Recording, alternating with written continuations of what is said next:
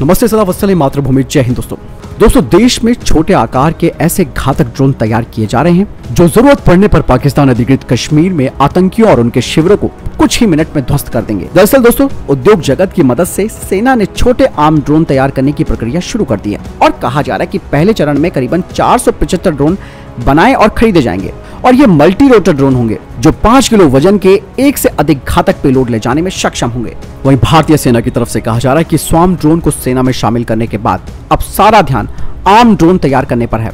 सेना की तरफ से इसके लिए मेक 2 प्रोजेक्ट के तहत उद्योग जगत से प्रस्ताव भी आमंत्रित किए गए हैं, जिसमें ये कहा गया है कि 50% यानी कि 50% देशी कंटेंट के साथ मल्टी रोटर ड्रोन तैयार किए जाएं। ये ड्रोन 3 किलोमीटर की ऊंचाई तक लगातार 3 घंटे उड़ान भरने में सक्षम होने चाहिए और 50 किलोमीटर दूर जाकर हमला करने में सक्षम होने चाहिए, जिसका मतलब साफ हुआ कि पीओके का करीब सारा क्षेत्र इसकी जद में आएगा। मल्टी रोटर ड्रोन में एक से अधिक पेलोड ले जाने की जगह और क्षमता होती है, इसीलिए इन ड्रोन में 5-5 किलो के कई गाइडेड विस्फोटक या फिर हथियारों को ले जाया जा सकता है, जैसे कि मोटार या फिर गाइडेड बम, और कंट्रोल रूम से लक्ष्य निर्धारित करके ड्रोन से अचूक हमला करना भी आसान हो जाएगा।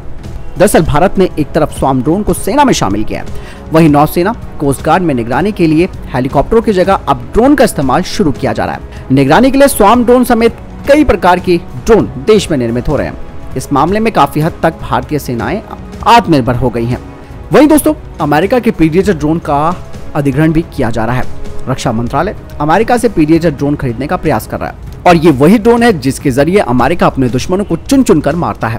इस ड्रोन में विस्फोटक नहीं बल्कि एक छोटी मिसाइल होती है जो कि सीधे लक्ष्य पर हमला करती है और ये नागरिकों या फिर संपत्ति को नुकसान नहीं करती। और ऐसा कहा जा रहा है कि भारत 30 ड्रोन खरीदने के लिए अमेरिका से बातचीत कर रहा है और ये 30 ड्रोन 10-10 की संख्या में थल सेना, जल सेना और वायुसेना को मिलेंगे।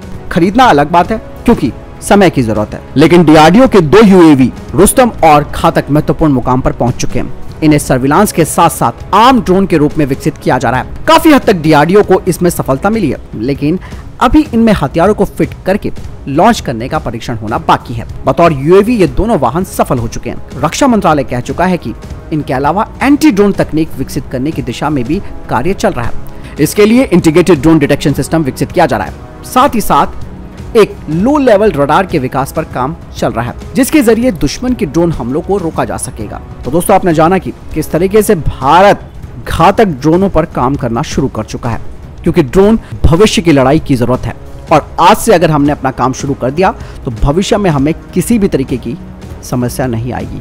ड्रोन विकसित करने के साथ साथ दुश्मनों के ड्रोन पर कैसे काबू पाना है, किस तरीके से उन्हें खत्म करना है, इस सिस्टम पर भी काम शुरू हो गया है। फिलहाल आपको क्या लगता है इस बारे में मुझे कमेंट सेक्शन में लिखकर जरूर बताइएगा। मिलता हूं नई वीडियो के साथ, पेज जरूर फॉलो कीजिएगा, चैनल जरूर सब्सक्राइब कीजिएगा। जय हिंद, वंदे मातरम।